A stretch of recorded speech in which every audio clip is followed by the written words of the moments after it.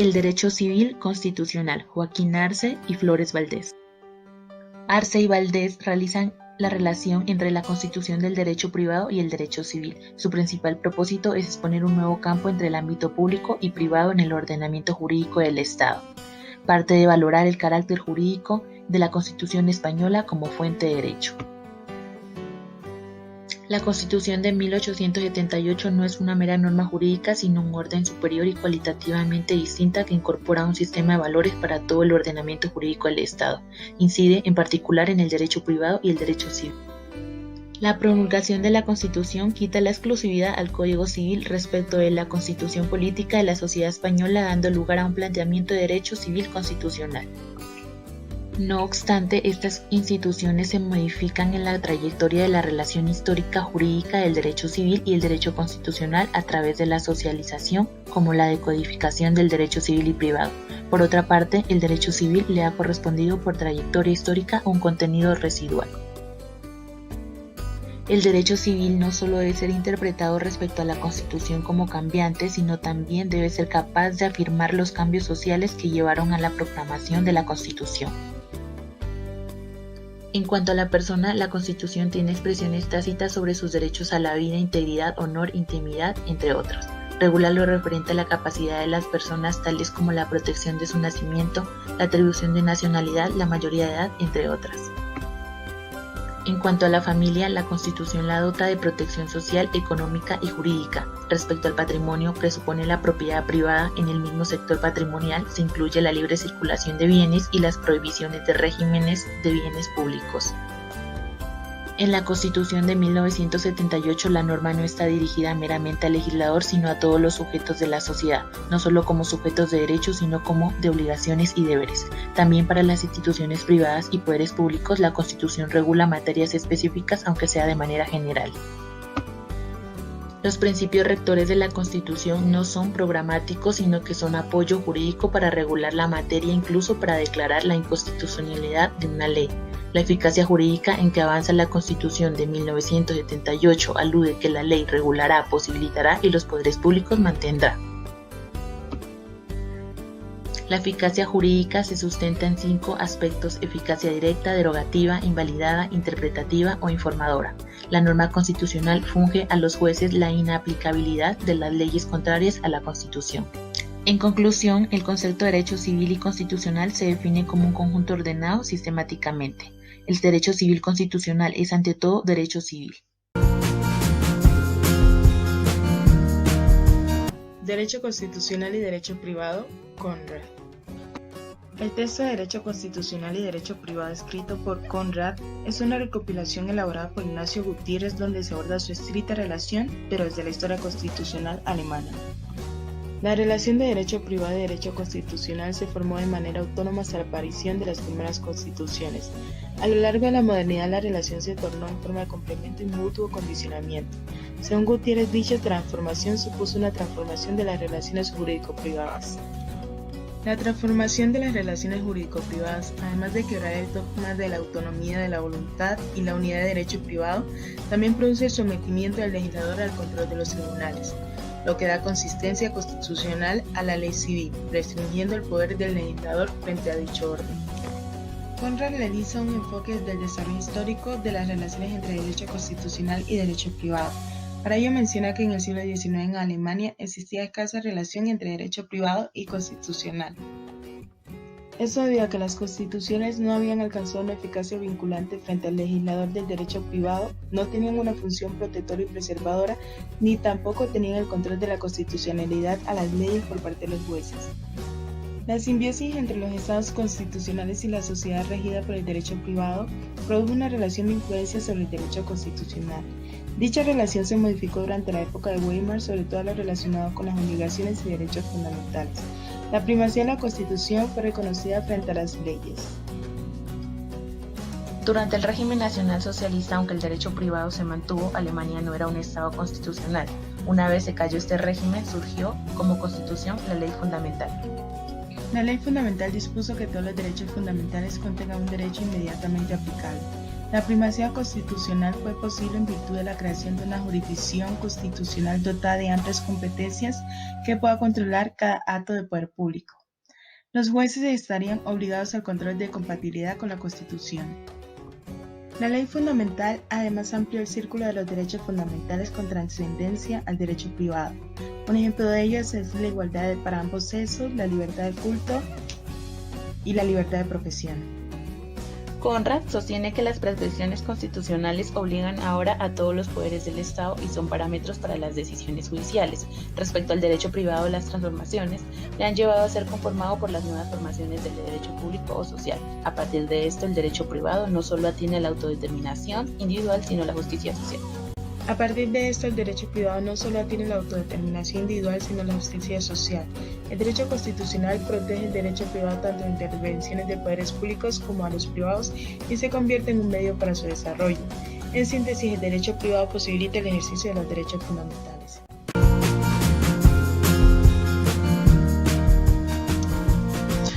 Tras la consecución de las teorías de ambos autores, es necesario ahora su aplicación inmediata a casos que nos permitan dotarnos de alguna información relevante en torno a la distinción derecho constitucional, derecho privado y derecho civil, que nos sirvan para entender dicha diferenciación y poder ejemplificarla en la cotidianidad.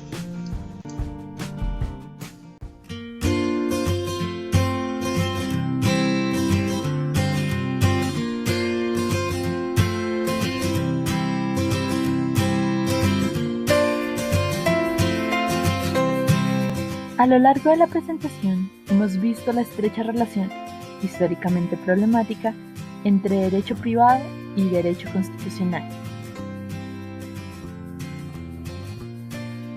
Ahora nos corresponde preguntarnos, ¿cómo materializamos el cambio que implicó la supremacía constitucional en las relaciones de derecho privado? Para esto, apelaremos a una situación que nos afecta a la sociedad en conjunto. Esta es el cambio climático. Explicaremos brevemente qué es esto del cambio climático. Es el resultado del calentamiento global, es decir, la emisión de gases de efecto invernadero en exceso, la cual se traduce en el derretimiento de la masa de hielo en los polos, que a su vez provoca el aumento del nivel del mar. Esto aumenta la desaparición de fenómenos meteorológicos más violentos, sequía, incendios, la muerte de especies animales y vegetales, los desbordamientos de ríos y lagos, la aparición de refugiados climáticos, la destrucción de los medios de subsistencia y de los recursos económicos, especialmente en países en desarrollo. ¿Y en qué momento empezó todo esto? El disparo en gases invernaderos empezó con la revolución industrial y el exceso de producción de dióxido de carbono. Los estudios han demostrado que el rápido surgimiento de empresas son los que generaron todo esto. Como lo vimos anteriormente, es en este punto donde toma fuerza el derecho privado y no tiene límites constitucionales.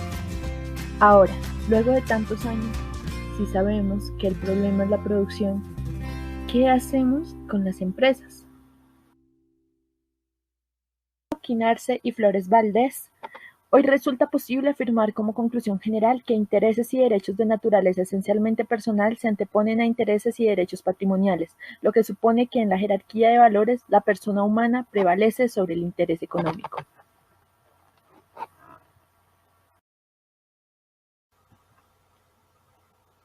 En Colombia, tenemos el decreto 2811 de 1974 y el 622 de 1977. El 2811 es el Código de los Recursos Naturales Renovables y de Protección al Medio Ambiente. El 622 reglamenta el artículo 329 del Código de Recursos Naturales.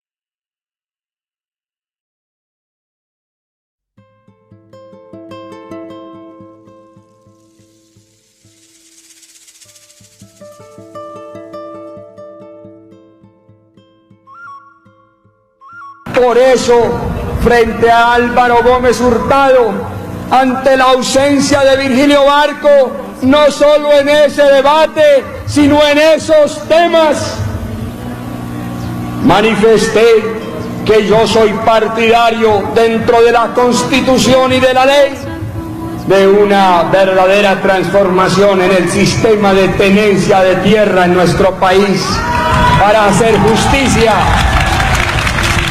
para defender el uso verdadero de la tierra, para que se respete al que la explota honestamente, pero para que no continúe este problema del latifundio en algunas zonas del país, del feudalismo y la inconsciencia sobre lo que le ocurre a miles y miles de familias campesinas. Una buena ejemplificación de dicho problema es la tenencia de tierras en Colombia, un conflicto entre el derecho constitucional y el derecho privado. Así pues, concebir qué es derecho público y qué es derecho privado para la gran mayoría, sin conocimientos a profundidad sobre el mundo jurídico, es bastante complejo. La concepción general de esta división tiene sustento en una mezcla entre la política, los medios de comunicación y la tradición oral, comúnmente llena de errores e ideas o actitudes cuestionables o abstractas. Esto representa una dificultad considerable para presentar temas jurídicos delicados ante la opinión pública. Y si bien es cierto que el derecho se encuentra constantemente con la política, debemos entender que éste se reserva cierta autonomía, y el ordenamiento jurídico, se supone, está diseñado para evitar su control por lo político. Los medios no se quedan atrás. Escuchamos a diario noticias netamente amarillistas, sin sustento jurídico alguno. Se apela a la emoción del espectador y la fuerza real del argumento se ve opacada por la retórica. El sindicado de repente es culpable, e ir acorde a la Constitución es sinónimo de simpatía hacia determinados partidos. Teniendo esto en cuenta, pasemos al siguiente cuestionamiento sobre la división del derecho público y privado en un caso basado en lo que se vio durante la época de las últimas elecciones presidenciales, pero que ha transitado toda la historia de nuestro país. Al paraíso infinito que hay en tus venas, tierra inmensa, infatigable, inmarcesible. El problema de la tierra en Colombia es histórico. No ha aparecido una reforma rural integral nunca para nuestro país. La tierra está concentrada en unas pocas manos, formando grandes extensiones de tierra improductiva, mientras que los pequeños propietarios o trabajadores de la tierra dedicados a la agricultura familiar se ven obligados a dejar su forma de vida a las malas y venirse a las grandes ciudades en una obvia condición de desventaja.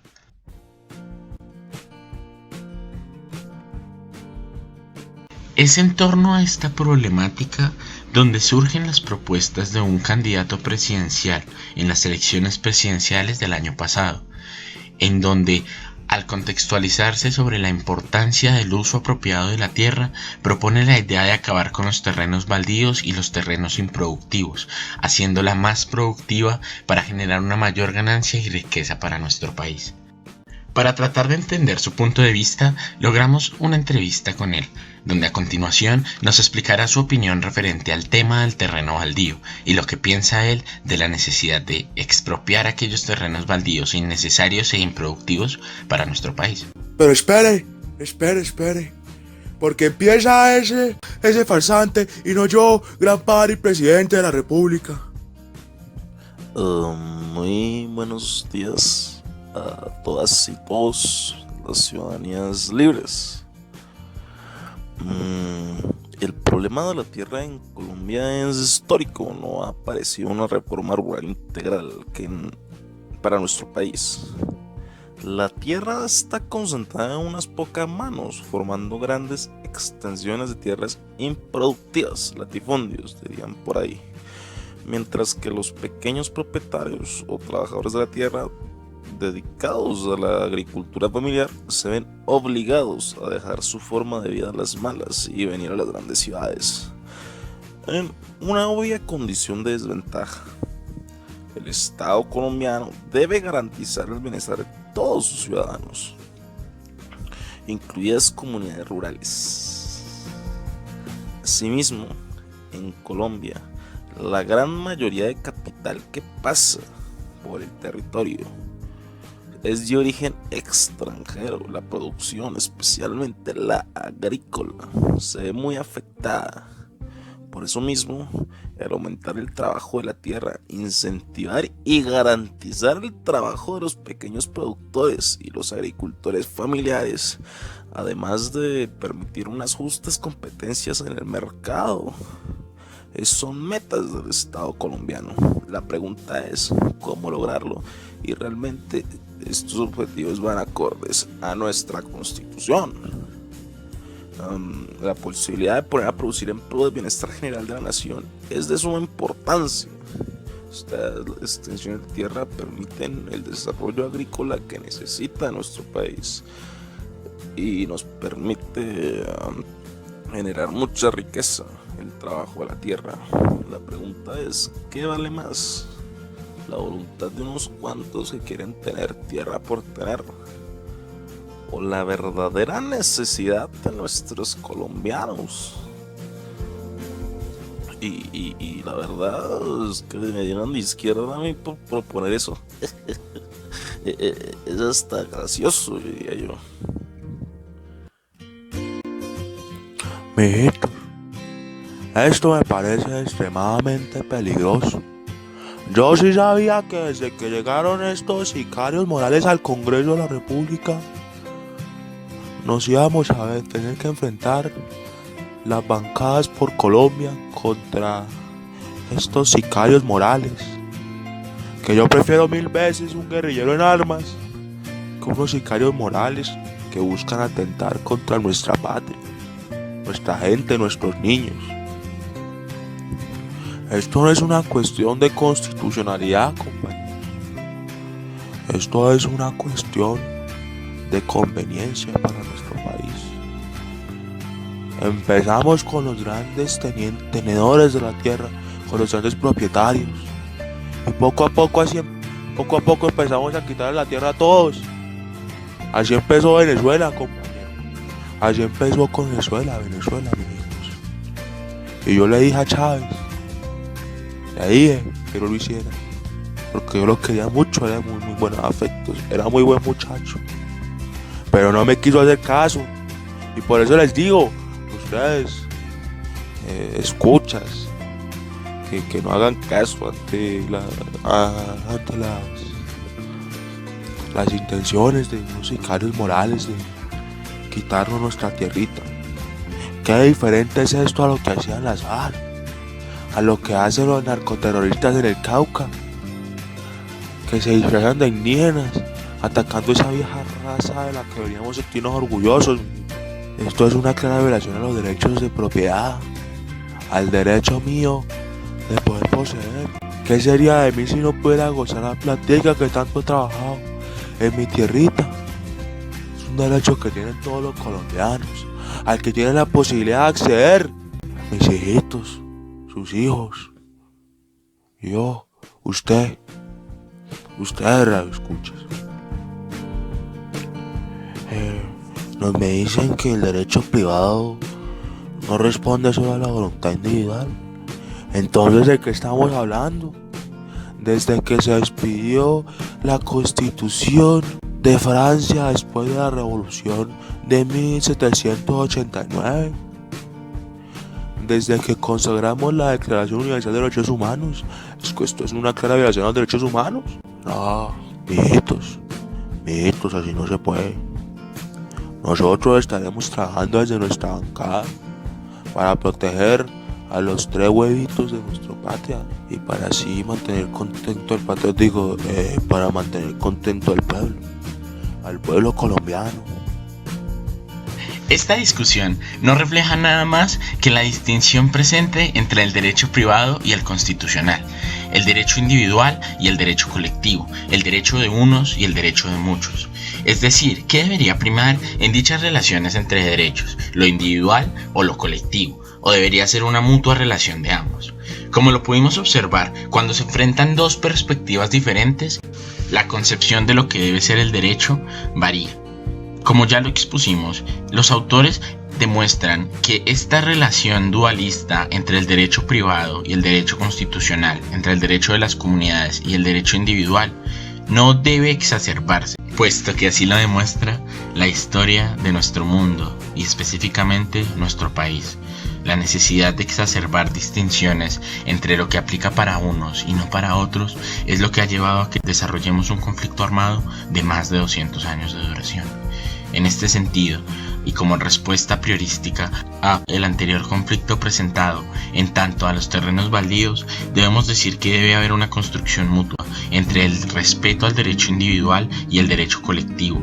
Es decir, si no se van a vender las tierras, si no se van a utilizar, al menos que sean de uso práctico para las personas y que se intersecten tanto el bien común como el bien individual.